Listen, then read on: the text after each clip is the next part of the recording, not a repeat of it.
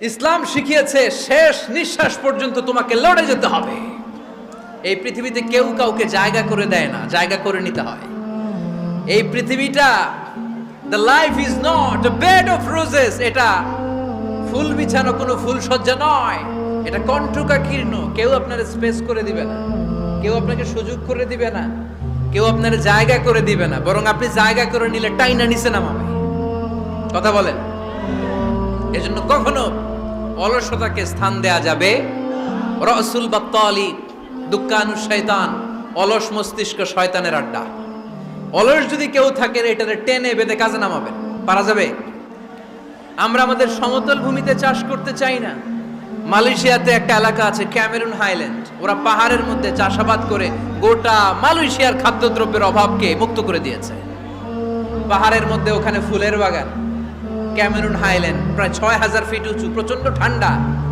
এই ঠান্ডা পাহাড়ে হিল ট্রাক্টস এরিয়াতে মালয়েশিয়ার এই ক্যামেরুন হাইল্যান্ডে ওখানে আছে ফুলের বাগান, আছে ফলের বাগান, আছে চায়ের বাগান, ওখানে মধুর চাষ হয়, ওখানে শাকসবজি চাষ হয়, ওখানে অনেক কিছু চাষাবাদ হয়। ওই ফলমূল শাকসবজি দিয়ে গোটা মালয়েশিয়ার 14টা স্টেটে যত শাক সবজি ফলমূল লাগবে ওরা আঞ্জাম দেয়। আর আমরা আমাদের সমতল ভূমিতে চাষ করতে চাই না। আমরা চাষাবাদকে খুব লজ্জা মনে করি, এটা ভুল আইডিয়া। আমাদের যে এলাকা যেই জিনিসের জন্য বিখ্যাত ওইটাকে আমাদের ব্র্যান্ডিং করতে হবে। লক্ষ্মীপুর কিসের জন্য বিখ্যাত? নারিকেল সুপারি। নারিকেল সুপারি যে পৃথিবীর কত মানুষ, ইন্দোনেশিয়ান লোকেরা মুড়ির মতো খায় নারিকেল আর সুপারি। তো এইটারে আমাদের ব্র্যান্ডিং করতে হবে। যেই দেশে যেটা আছে, যে এলাকা যেই পণ্যের জন্য বিখ্যাত ওইটা আমাদের ব্র্যান্ডিং করতে হবে। আমাদের আদমজির জুট মিল বন্ধ না? ভাওয়ানি জুট মিল বন্ধ। আমাদের পাট শিল্পকে ধ্বংস করে দিয়ে ইন্ডিয়া এখন ওই কটনের পাঞ্জাবি বানায়, জুট কটনের পাঞ্জাবি। আছে না নাই? পুরা বাংলাদেশের মার্কেট এই জুট কটনের পাঞ্জাবি দিয়ে সয়লাভ। আমাদের বাংলাদেশের পাট দিয়ে যদি আমরা মিহি পাঞ্জাবি বানাতে পারতাম, গোটা বিশ্বকে, বিশ্ববাজারকে আমরা দখল করে নিতে পারতাম, ঠিক কিনা? এজন্য আমাদেরকে নতুন নতুন আইডিয়া জেনারেট করতে হবে।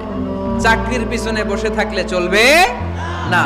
আর আজান যদি হয়ে যায় ছুটে যাব মসজিদে, আর নামাজ শেষ হলে আমরা আমাদের কাজের দিকে চলে যাব। চিল্লায় বলেন ঠিক কিনা? যেটাই করবো আমরা ভালোভাবে করব, কাজ করে খেতে হবে। কাজে লজ্জা নেই, লজ্জা হচ্ছে অলসতায়। লজ্জা কিসে? আজকের আলোচনা থেকে এটা মুখস্থ করে নিতে হবে। কাজে লজ্জা নেই।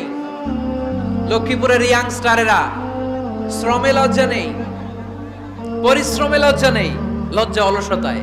লজ্জা কিসে? আরো জোরে। নবীরা কি এমনি এমনি বসে বসে খাইছে? কঠিন পরিস্থিতিতেও নবীরা পরিশ্রম করে উপার্জন করা লেগেছে, ঠিক কিনা? সাইয়েদনা মারিয়াম আলাইহিস সালাম, যার নামে আল্লাহ তাআলা কোরআনে একটা সূরা দিলেন, উনি পৃথিবীতে এমন একজন মহিয়সী নারী, যেই নারীর গর্ভে, যেই নারীর পেটের ভেতরে স্বামীর স্পর্শ ছাড়া সন্তান দিয়েছে কে? সাইয়েদনা ঈসা আলাইহিস সালাম পেটে আসলেন। মারিয়াম আলাইহিস সালাম লজ্জা পেলেন। হায় হায়, কেমন করে এলাকাবাসীদের কাছে আমি আমার মুখ দেখাবো? বিয়ে করি নাই, স্বামী নাই, বিয়ে হয় নাই, স্বামী নাই, কিন্তু পেটে সন্তান চলে এসেছে। হায় হায়, এলাকায় কেমনে মুখ দেখাবো? লজ্জায় পড়ে মারিয়াম আলাইহিস সালাম এলাকা থেকে চলে গেলেন। কি অবাক করা কাণ্ড! বাচ্চা ভূমিষ্ঠ হওয়ার জন্য, বড় হওয়ার জন্য 6 মাস 7 মাস লাগে নাই, পেটে বাচ্চা আসার সাথে সাথে বাচ্চাটারে বড় করে দিয়েছে কে? সাইয়েদাতুনা মারিয়াম আলাইহিস সালাম এবার বসে বললেন, বুঝতে আরম্ভ করলেন প্রেগন্যান্সির পেইন উঠেছে।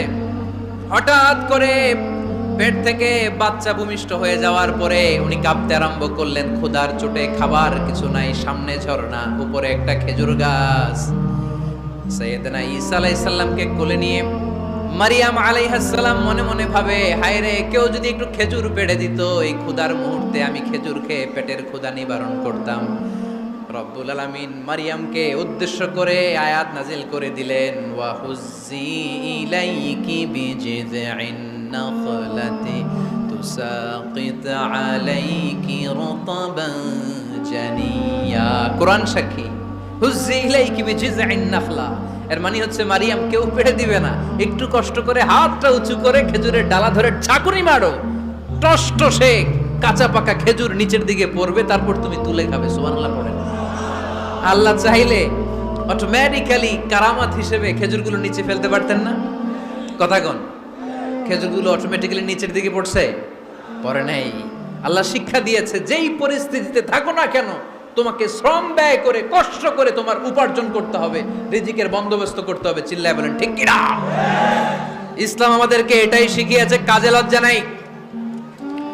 আবার বিশ্বনবী বললেন, ইন খামাতিস সাআ ওয়া ফি ইয়াদি আহাদিকুম ফাসিলাতুন, তোমাদের কারো হাতে যদি একটা চারা বীজ থাকে, সে যদি দেখে কিয়ামত হতে শুরু করেছে, ফাইন ইসতাতাআ আন ইয়াগরিসাহা ক্বাবলা আন তাকুমাস সাআ ফালইয়াগরিসহা, কারো হাতে একটা চারা বীজ নিয়ত করেছে, চারা বীজটা রোপণ করবে, ইন দ্য মিন টাইম দেখলো কিয়ামত হতে শুরু করেছে, বিশ্বনবী বললেন যদি তোমার সুযোগ থাকে কিয়ামত হওয়ার আগে চারা বীজটা রোপণ করে দাও। কথা বুঝতে পেরেছেন?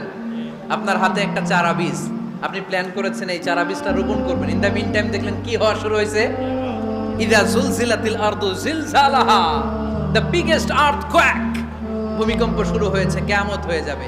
বিশ্বনবী বললেন কিয়ামত হইতেছে ওদিকে, আর তোমার হাতে যদি চারা বীজ থাকে দেরি করো না, কিয়ামত তোমার কাছ পর্যন্ত আসার আগে সুযোগ পেলে চারা বীজটা